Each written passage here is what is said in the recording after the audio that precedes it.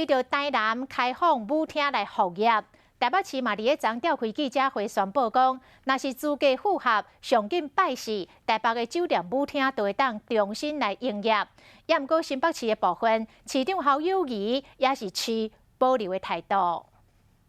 新北市在整个防疫，特别在后阶段，我们还是采取防疫优先、专业评估。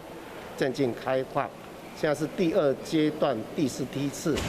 这里面我们把酒店跟舞场，因为在保持社交距离的不容易，我们是把它放在后面。目前并没有这样一个考虑要开放。